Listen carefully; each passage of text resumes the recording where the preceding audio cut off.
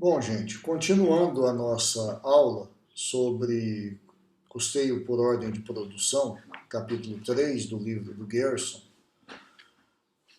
nós vimos na aula anterior como é que a gente apropriava o custo indireto de fabricação ao custo do produto. E a gente tratou do custo de matéria-prima, que é um custo direto, do custo da mão de obra direta, que também é um custo direto, e a gente tratou dos custos indiretos de fabricação, que são basicamente aqueles custos que eu preciso também para produzir, mas que não vão diretamente no produto. E a gente disse que a gente utiliza uma taxa pré-determinada de custos indiretos, que são os custos indiretos de fabricação estimados para o ano, eles são estabelecidos normalmente no começo do ano ou no final do ano anterior. Então a gente estima quanto a gente vai ter de custo no ano seguinte e a gente divide esses custos indiretos fabricados por uma base de alocação.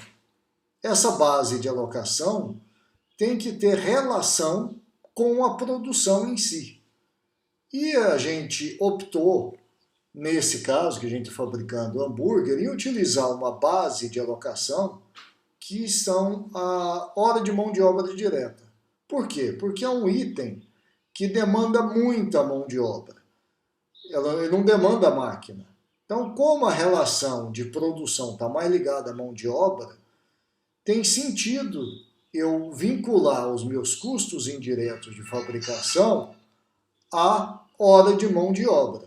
E foi o que a gente fez até agora. Bom, então, agora a gente precisa verificar ao final do ano, ao final do exercício, se aquilo que a gente apurou está correto ou não. E no final do ano a gente faz o fechamento e a apuração do resultado da empresa. Eu peguei aqui alguns números que eu tirei da minha cabeça do que aconteceu durante o ano. E durante o ano, vamos dizer lá, a empresa adquiriu carne, pão e materiais de almoxarifado, ela fez compras. Eu não quis entrar muito em detalhe aqui, vamos dizer que ela comprou tudo à vista. Ela gastou 2.222.600 entre carne e pão, que é a matéria-prima, e itens do almoxarifado, que são aqueles materiais indiretos que eu falei, por exemplo, materiais de limpeza, para manter a cozinha, esse tipo de coisa. A gente poderia ter aqui também outros tipos de materiais que não seriam exatamente materiais indiretos, que não entrariam no custo indireto de fabricação, mas entrariam na despesa administrativa. Eu não vou entrar nesse detalhe aqui. Eu vou fazer de conta que tudo aqui foi aplicado indiretamente no processo produtivo. A gente teve também, ao final do ano, um gasto de mão de obra direta de 125 mil, um gasto de mão de obra indireta de 65 mil, gastos gerais e administrativos de 15 mil, utilidades, que é energia elétrica, água, luz, telefone, de 6.600, gasto com propriedade de 18 mil. Levantei o estoque e eu tinha de matéria-prima 201.600. Eu vou fazer de conta que eu gastei todo o que eu previ de estoque de almoxarifado, eu gastei tudo, eu não tinha nada no almoxarifado. Produto em processo, como é uma lanchonete, a produção é muito rápida, eu não tenho nada em processo, e eu tinha lá 2.900 e pouco em produto acabado. Eu tive vendas de 2.876.200, produzi um total de 288 mil unidades, sendo que produto acabado no final do dia 31 de dezembro, eu tinha 380 unidades. Então, se eu produzir 288 mil e eu tinha 380 unidades, eu vou dizer que eu vendi 287.620. Não estou considerando aqui perdas, outros tipos de situação, para facilitar. Vejam aqui o seguinte. Em primeiro lugar, eu fiz uma projeção de gasto de 90 mil de custo indireto de fabricação. Quando eu chego no final do ano, o que eu tive de custo indireto de fabricação? Mão de obra indireta, utilidades, gastos com propriedade, materiais indiretos. Então, tudo isso aqui é um custo indireto de fabricação. Isso aqui dá um total de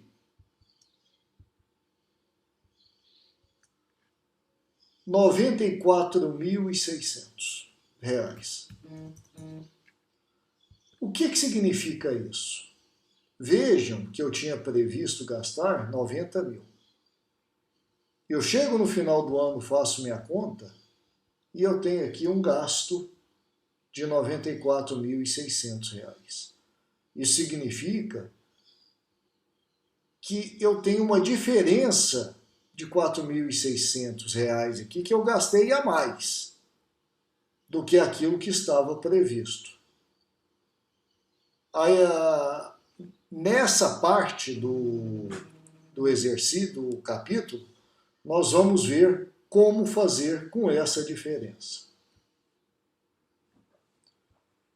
Então, essa diferença dos 90 mil para os 94.600, nós temos que ver como é que a gente resolve isso no final.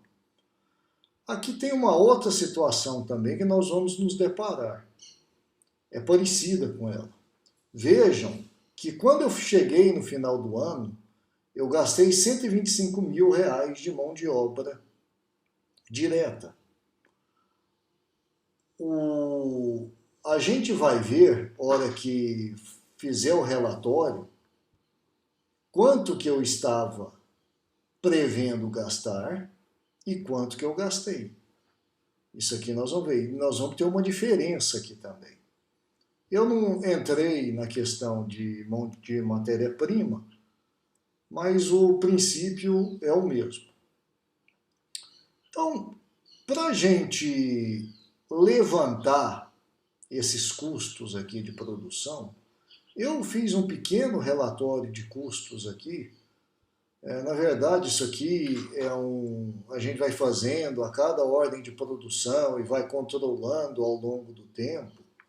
A gente vai ver também esses lançamentos e alguns razonetes aqui também.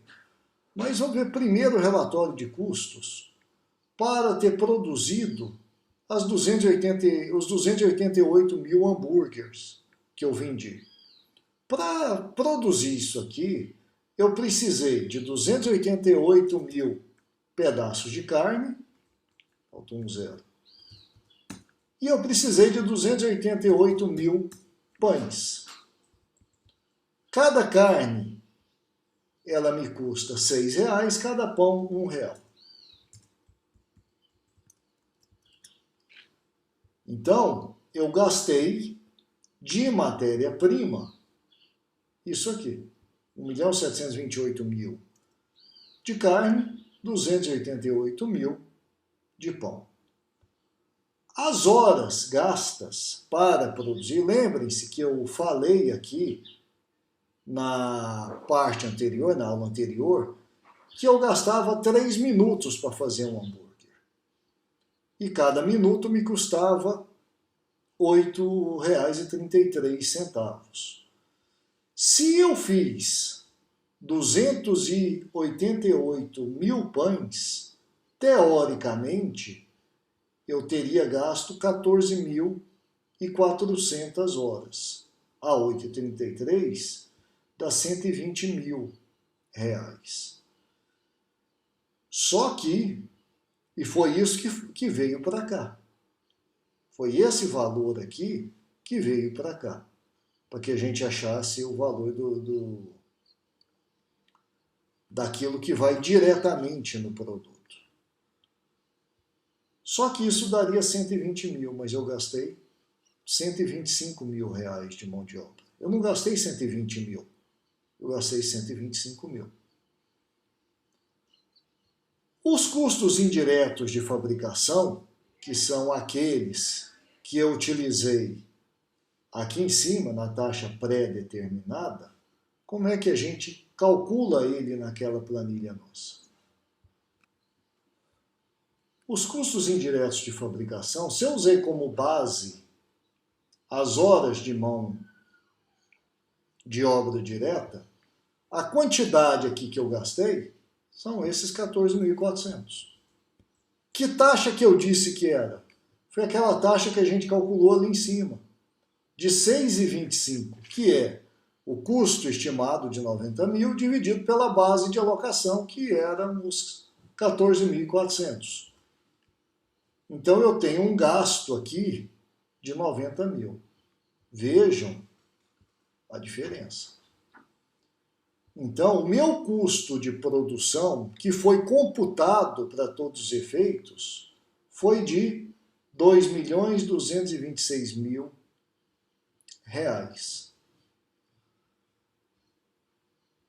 Aqui a gente tem, então, duas situações.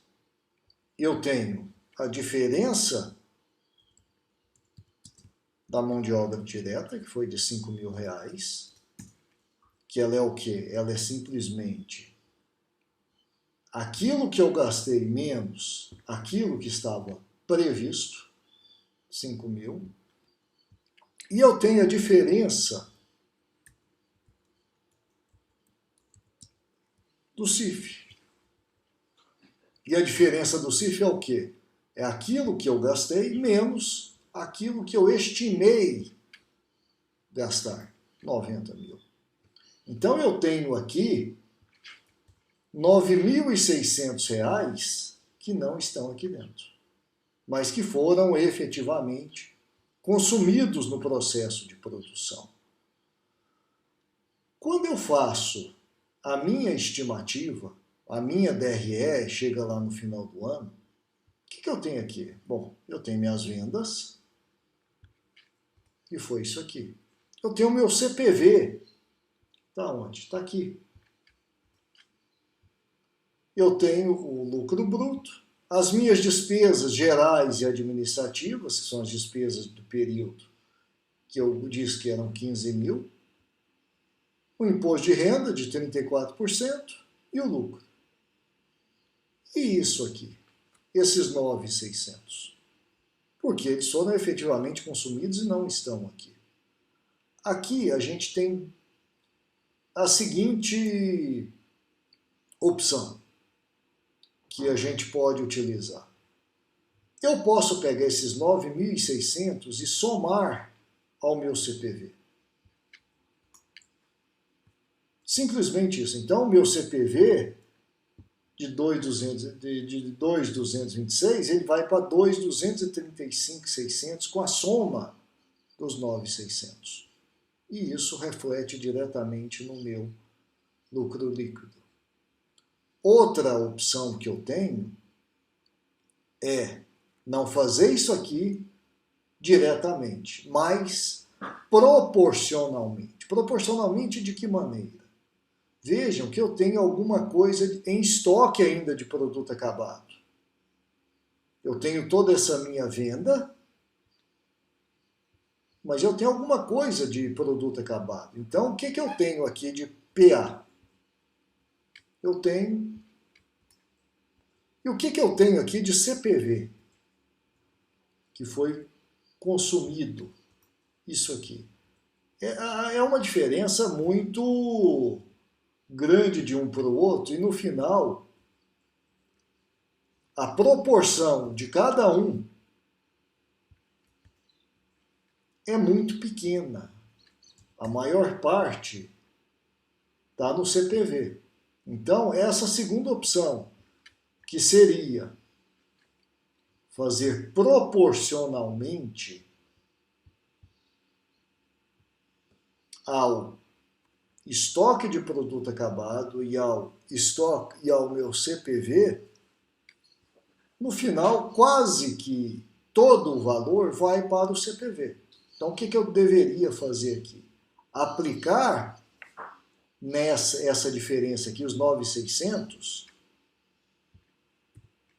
essa parte vai para o CPV. E essa parte aqui vai para o estoque. Então, eu aumentaria o meu estoque de PA em R$ 12,65 e aumentaria o meu CPV em 9.587. Como essa diferença é muito pequena, eu digo a diferença 9.587 para 9.600, eu prefiro somar tudo aqui e esquecer de deixar meu estoque lá do jeito que ele está. Então eu tenho aqui 235.600. E aí eu tenho o meu lucro líquido.